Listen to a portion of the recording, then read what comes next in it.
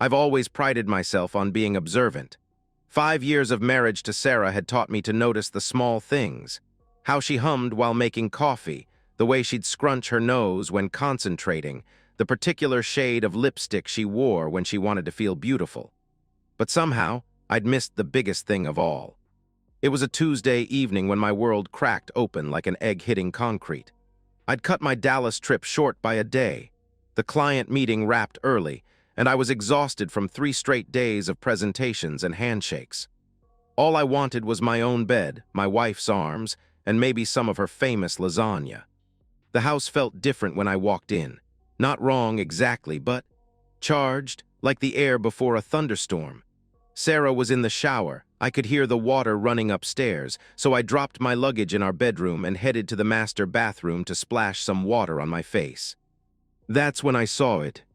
A used condom, knotted at the top, sitting in the small wastebasket beside the toilet, poorly hidden under a crumpled tissue. My mind went completely blank. Not angry, not hurt, just empty. We hadn't used protection since our 3rd date 5 years ago. Sarah had an IUD. We talked about starting a family soon, maybe next year when my territory was more established. I stood there for what felt like hours but was probably 30 seconds, staring at this piece of latex that had just detonated my entire life. The shower was still running. Sarah was humming, actually humming, some pop song I didn't recognize. The rational part of my brain started cataloging facts.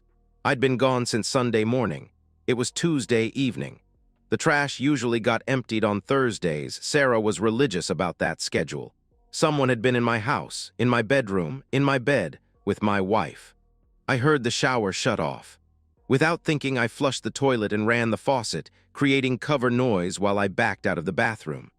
By the time Sarah emerged in her terry cloth robe, hair wrapped in a towel, I was sitting on the edge of our bed, scrolling through my phone like nothing had happened. "Baby, you're home early." She rushed over and kissed my cheek, leaving a damp spot from her hair. She smelled like her usual vanilla body wash, nothing different, nothing wrong. "How was Dallas?" "Fine, closed the King account," I replied, my voice sounding normal, steady. "Missed you." She smiled that radiant smile that had made me fall in love with her at a coffee shop 6 years ago. "I missed you too," she said warmly. "I was just going to order Chinese for dinner since I thought you'd be gone another night. Want me to cook something instead?" "Chinese sounds perfect," I answered. She bounced off to get her phone, and I sat there processing what had just happened. The old me would have confronted her immediately, would have dragged her back to the bathroom, pointed at the evidence, demanded explanations. But something cold and calculating had taken over my brain. If I accused her now, she'd cry, she'd apologize, she'd beg for forgiveness, or maybe even try to gaslight me, tell me it wasn't what it looked like that she could explain. And then she'd lawyer up, play the victim, tell everyone how I was controlling and suspicious and probably abusive. In our state, she'd get half of everything I'd built. The house I'd saved for 3 years to buy, the business I'd grown from nothing, the life I'd worked 80-hour weeks to create. No, if Sarah wanted to play games, I'd play games, but I'd play to win.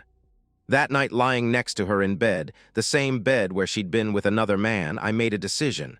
I wasn't going to confront her. I wasn't going to forgive her. I was going to destroy her. But first, I needed proof.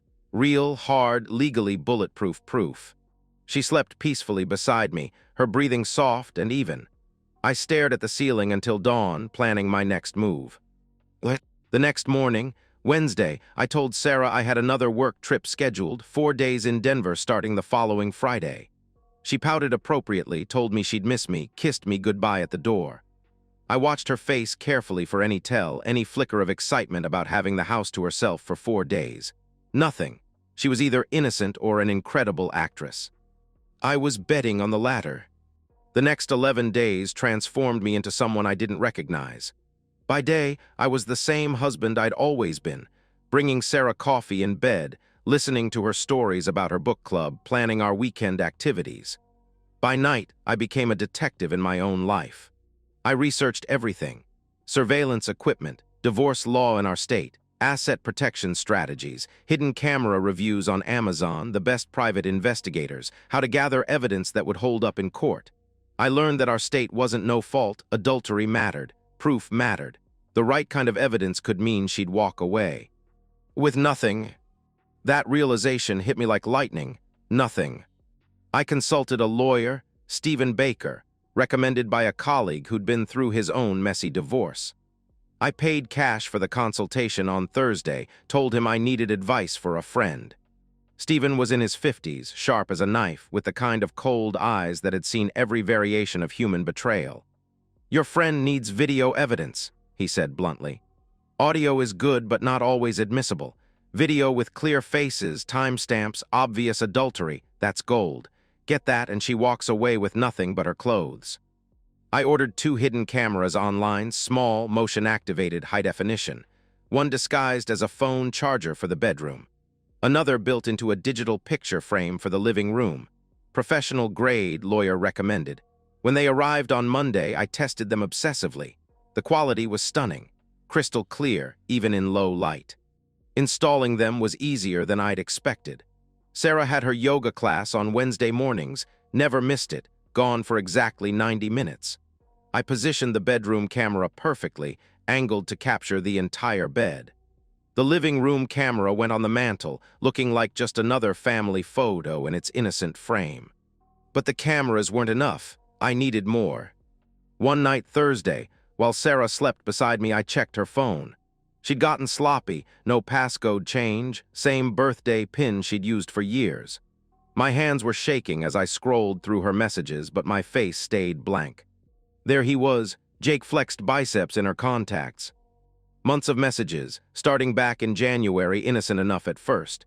Gym schedules, workout tips, but they'd escalated, late-night texts, compliments about her form, questions about her marriage, her happiness. His suggestion to grab coffee sometime when she mentioned I was traveling. The recent messages made my stomach turn. "Can't wait for Friday," face blowing a kiss. "He'll be gone all weekend. Just like last time, but longer. I'll bring wine, can't stop thinking about Tuesday." Tuesday, the day I'd found the protection, 3 days ago. I screenshotted everything, backed it up to a cloud drive she didn't know about, then deleted the screenshots from her phone. She never stirred. The final piece fell into place when I saw his profile picture clearly. Jake Foster, 34, personal trainer at her gym. Ruggedly handsome in that obvious way, all muscles and arrogant grins. I memorized his face, his schedule, his social media posts. Know your enemy. Friday morning arrived like Judgment Day.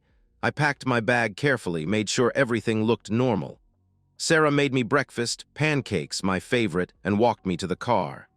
"Drive safe, baby. Text me when you land," she said, kissing my forehead. "I always do," I replied. "Love you." "Love you too," she responded. I drove toward the airport, but at the last exit I turned north instead, toward her parents' house 3 hours away. Robert and Linda needed to know what their daughter had become. More importantly, I needed witnesses, allies, people who couldn't be swayed by her tears and lies when this all came crashing down. The cameras were recording. My phone was tracking the feeds. And somewhere behind me, Sarah was probably already texting Jake that the coast was clear. Game on. What? Robert and Linda Mitchell lived in Millfield, a small town where everyone knew everyone and secrets didn't stay buried long. Robert was old school, a retired contractor who believed in hard work, loyalty, and handling your problems like a man. Linda was the epitome of Midwestern kindness, the type who brought casseroles to sick neighbors and never missed church on Sunday. They'd raised Sarah right, or tried to. That's what made this whole situation so devastating. I'd always gotten along with them. Robert respected me because I worked hard and took care of his daughter. He'd helped me pick out Sarah's engagement ring, shared beers with me during family barbecues, even taught me how to fix the garbage disposal last Christmas. Linda treated me like a son, always asking about my work trips, making sure I was eating enough. When I showed up unannounced at 2:30 on Friday afternoon, they were surprised but happy to see me. "Well, look what the cat dragged in," Robert grinned from his workshop in the garage. "Thought you were supposed to be in Denver." "Change of plans," I replied, trying to smile, but it felt like plastic. "Can we sit down? I need to talk to you both." Linda appeared from the kitchen, wiping her hands on a dish towel. "Of course, honey, everything all right?" she asked with concern. You look terrible." We sat at their kitchen table, the same table where Sarah and I had announced our engagement 4 years ago. My hands were steady as I pulled out my phone, but my voice cracked when I started speaking. "I need to show you both something about Sarah, and I need you to hear it from me, not from her," I said carefully. The color dry. In Ed from Linda's face, Robert's expression hardened. I told them everything. The text messages, the months of lies, the cameras I'd installed, the lawyer I'd consulted. I showed them screenshots of the messages between Sarah and Jake, watching Linda's hand fly to her mouth and Robert's jaw clench tighter with each revelation.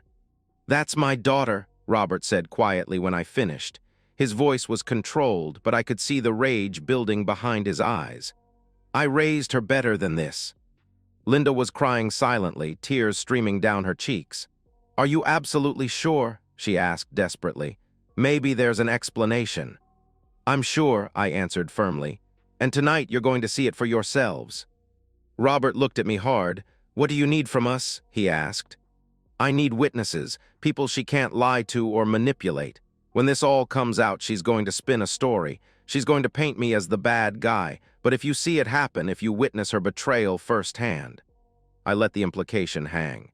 "You want us to watch our daughter?" Linda couldn't finish the sentence. "I want you to see who she really is," I replied. We waited. The kitchen clock ticked loudly as I monitored the camera feeds from my laptop. Linda made coffee nobody touched. Robert paced between the kitchen and living room, fists clenching and unclenching. At 6:47 p.m., the bedroom camera detected motion. Sarah was changing clothes, putting on a red dress I'd bought her for our anniversary last year. She was doing her makeup carefully, spritzing perfume, changing the sheets on our bed. "She's getting ready," I said quietly. At 7:23 p.m., the doorbell camera I'd installed the previous week caught him arriving. Jake Foster in the flesh, 6'2", muscular, carrying a bottle of wine and flowers. My flowers from my garden. "Jesus Christ," Robert muttered. The living room feed showed them embracing in my entryway, kissing like lovers who'd been apart for months instead of days. She led him to my kitchen, poured him my beer, laughed at his jokes. They moved to the couch, my couch, where he pulled her close and she melted into his arms like she belonged there. Linda was sobbing openly now. "That's not my daughter," she whispered. "That's not the girl I raised." But it was. This was Sarah without her mask, without her performance. This was who she really was when she thought nobody was watching. At 8:15 p.m., they headed upstairs. Robert grabbed his keys. "Let's go," he said grimly. The drive back to my house was silent except for Linda's quiet crying in the backseat. I watched the bedroom camera feed on my phone as Robert drove, his knuckles white on the steering wheel. By the time we pulled into my driveway at 8:41 p.m., clothes were scattered across my bedroom floor and my wife was in bed with another man. "You recording this?" Robert asked as we got out of the car. "Every second," I confirmed. He nodded grimly. "Good, she's going to need to see exactly who she's become." What? I used my key to unlock the front door as quietly as possible. The house was warm, filled with the soft sounds of jazz music from the bedroom stereo and muffled voices upstairs. Robert followed close behind me, his breathing controlled but heavy. We could hear them clearly now, Sarah's laughter, Jake's deep voice, the unmistakable sounds of intimacy. I pulled out my phone and started recording, my hands surprisingly steady. This was it, the moment that would change everything. We climbed the stairs slowly, each step deliberate. The bedroom door was half open, light spilling into the hallway. Through the gap I could see movement, shadows dancing on the wall. My wife, my bed, my house. I took a deep breath and kicked the door open. Sarah's scream pierced the air like a fire alarm. She scrambled for the sheets, her face cycling through shock, terror, and something approaching disbelief. Jake froze completely, naked and vulnerable, his confident gym trainer persona evaporating instantly. "What the hell?" he started. "Don't," I said, my voice deadly calm. "Don't say a word." I held up my phone, recording everything. "Say hi to the camera, Sarah." She was hyperventilating now, clutching the sheet to her chest. "This isn't, you weren't supposed to be, how did you?" she stammered. "I wasn't supposed to be home." I asked, stepping into the room, still filming. In my own house, in my own bedroom. That's when Robert appeared in the doorway behind me. Sarah's face went completely white. "Dad," she whispered. Robert's voice was low and shaking with barely controlled rage. "Get dressed, right now," he commanded. Jake tried to speak, tried to explain. "Look, man, I didn't know she was married, I swear," he pleaded. "Shut your mouth," Robert snapped. "You're in my son-in-law's house in his bed with my daughter. You think I give a damn what you knew?" I continued recording as Jake scrambled for his clothes, his hands shaking. Sarah just sat there, paralyzed, the reality of the situation crashing over her like a tidal wave. "I found the protection 2 weeks ago," I said conversationally, as if we were discussing the weather. "Been watching you since then. I have everything, every text message, every lie, every time you brought him here." Her mouth opened and closed like a fish out of water. No words came. Jake managed to get his pants on and was reaching for his shirt when Robert moved. Fast. He grabbed Jake by the arm and yanked him toward the bedroom door. Jake stumbled, half-dressed, off balance. "Dad, don't," Sarah started. "You lost the right to call me that about 3 months ago," Robert snarled in response. He dragged Jake down the hallway toward the stairs. I followed with my phone, capturing every second. Jake tried to pull away, tried to reason with Robert, but 66 years of construction work had made my father-in-law stronger than he looked. At the top of the stairs, Robert shoved Jake hard. Jake hit the wall, bounced off, stumbled down 3 steps before catching himself. Robert's fist connected with his jaw, a solid right hook that sent Jake crashing into the banister. "That's for disrespecting my family," Robert growled. Jake tried to cover up, blood flowing from his nose. Robert hit him again, this time in the ribs. Jake gasped, doubled over. "And that's for being stupid enough to come back," Robert added. I didn't intervene. I should have, maybe. But watching this man get what he deserved felt like the first thing that had made sense in 2 weeks. We dragged Jake to the front door. He was crying now, actually crying, mumbling apologies and excuses. Robert kicked him hard in the lower back as we threw him onto the front lawn. "Don't ever come back," I said simply. "If I see you again, if I even hear your name, I'll make sure everyone in this town knows exactly what you are." Jake scrambled to his car, leaving a trail of blood drops on my driveway. His engine started with a roar, and he sped away into the night. Back inside, Sarah was dressed in jeans and a t-shirt, sitting on the edge of the bed, sobbing uncontrollably. Linda had arrived and was standing in the doorway, her own tears falling silently. "Please," Sarah whispered when she saw me. "I can explain. It wasn't supposed to happen like this." "Like what?" I asked coldly. "You weren't supposed to get caught." She looked to her father desperately. "Daddy, please," she begged. "I made a mistake. I'm sorry. I'm so sorry." Robert looked at her with pure disgust. "Sorry doesn't fix this," he replied. He stepped forward and slapped her. Hard, the sound echoed in the room like a gunshot. Sarah fell back onto the bed, holding her cheek, staring at her father in shock. "You disgraced yourself," he said quietly. "You disgraced your mother and me. You disgraced this man who gave you everything. And for what? Some pretty boy who'll forget your name by next week." I pulled out my suitcase and set it on the dresser. "You have 1 hour to pack whatever you can carry, then you're gone," I declared. "Where am I supposed to go?" she asked desperately. "I don't care," I answered. She looked at her parents one more time. Linda was still crying but wouldn't meet her daughter's eyes. Robert's face could have been carved from stone. 1 hour, I repeated. The trap had sprung perfectly. Now came the fallout. "What?" Sarah tried calling her parents that Friday night from whatever hotel she'd found. They didn't answer. She tried again Saturday morning. And Sunday. On Monday, she showed up at their house in Millfield, desperate and disheveled. Robert met her at the door. "Daddy, please," she pleaded. "I need help. I don't have anywhere else to go." "Should have thought about that before you decided to be a cheating witch," he replied coldly. The word hit her like a physical blow. Robert had never talked to her like that in her entire life. "I just need a place to stay until I can figure things out. Please," she begged. "You're not welcome here," he stated firmly. He started to close the door, then stopped. "Your mother wants me to tell you she's praying for you, but prayer doesn't fix stupid, Sarah," You made your choice." The door closed in her face. Linda watched from the kitchen window, crying, but she didn't intervene. The following Monday, exactly 1 week after I'd caught them, I filed for divorce. My lawyer, Stephen Baker, was like a shark who'd smelled blood in the water. He sent Sarah the papers along with a USB drive containing every video, every screenshot, every piece of evidence we'd gathered. Her lawyer took one look at the evidence and told her the truth. She had no case. Zero leverage. In our state, adultery voided any claim to spousal support. She'd contributed no income to our marriage. The house was in my name, purchased before we married. The cars were in my name. Her name wasn't on any of our accounts. She was going to walk away with nothing.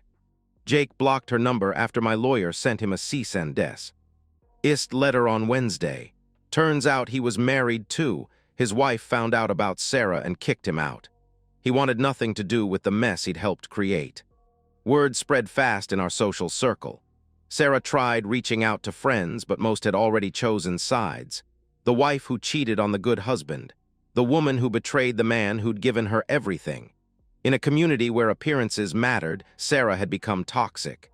She moved into a studio apartment across town, the cheapest thing she could find. Got a job waiting tables at a chain restaurant, working nights and weekends. I heard through mutual acquaintances that she'd tried writing me letters, leaving voicemails, even showing up at my office building once. I blocked her completely, changed my number, hired building security to keep her away from my workplace. The divorce finalized 3 months later, 93 days total. Irreconcilable differences and adultery. She got nothing. No assets, no alimony, no settlement. Just the clothes she'd packed that Friday night and whatever furniture she could afford on a waitress's salary. Her parents never spoke to her again. Linda died 8 months later, a heart attack, but Robert blamed Sarah's betrayal for the stress that killed his wife. Sarah wasn't welcome at the funeral. The house felt strange for a while, too quiet. I repainted the bedroom, bought a new bed, replaced the sheets and curtains, sold her car, deleted every photo of her from my phone and computer. I started dating again after 6 months. Nothing serious, just dinner and movies with women who didn't know my story. It felt good to remember that not everyone was a liar. People sometimes asked if I regretted how hard I'd come down on Sarah, if I thought I'd been too cruel, too calculating. I never answered those questions. I didn't owe anyone an explanation for protecting myself from a woman who'd thrown away 5 years of marriage for cheap thrills. Sarah made her choice. I just made sure she lived with the consequences. It's been 18 months now since that Tuesday when I found the truth. I'm sitting in my kitchen, drinking my morning coffee and reading the news on my tablet. The house is quiet, but it's a good quiet now, peaceful instead of empty. I don't think about Sarah every day anymore. Maybe once a week, usually when something reminds me, a song on the radio, a couple holding hands at the grocery store, the anniversary date of our wedding passing by unnoticed. But the thoughts don't hurt now. They're just memories, like remembering a movie I watched years ago. Last month, I heard through a friend of a friend that she's still working at that restaurant, still living in the studio apartment, still alone. I don't feel victorious about it. I don't feel vindicated. I just feel nothing. And that's exactly right. People used to ask me if I'd ever forgive her, if I'd consider taking her back if she begged hard enough. The question always confused me. Forgiveness implies that someone deserves a second chance, that their betrayal was an accident, a mistake, a moment of weakness. But Sarah's affair wasn't a mistake. It was a choice. Hundreds of choices made over months, each one a deliberate act of betrayal. You don't accidentally delete text messages. You don't accidentally lie about where you've been. You don't accidentally bring another man into your husband's bed. I've been seeing someone new for the past 3 months. Jennifer. She's a teacher, divorced, has 2 kids. She's kind and honest and asks direct questions when something bothers her. We take things slow, building trust one conversation at a time. The difference is striking. With Sarah, I realize now I was always performing, being the perfect husband, the successful provider, the man who deserved loyalty. With Jennifer, I'm just myself. Flawed, careful, protective of my heart, but willing to risk it again for the right person. I got a promotion at work, bought a new truck, started going to the gym. Life moves forward. The house is mine now. really mine. No ghosts, no bad memories, no shadows of betrayal. I've made it into something new, a place where trust matters, where honesty is the foundation, where love is earned and respected. And Sarah is a lesson I learned. Nothing more, nothing less. Sometimes the best revenge isn't elaborate or dramatic. Sometimes it's just living well while the person who betrayed you lives with the choices they made. That's justice, that's peace, that's enough. And so, we've reached the end of today's story. Was it what you expected, or did it take a twist you didn't see coming? I'm curious to hear your thoughts. Share them in the comments below, and let's get a conversation going. If this story kept you hooked, make sure to hit that like button. And if you're new here or just haven't subscribed yet, now's the perfect time to join our community. I bring you fresh, captivating stories every day, so click that subscribe button and turn on notifications so you never miss out. Thanks for watching, and I'll see you in the next one.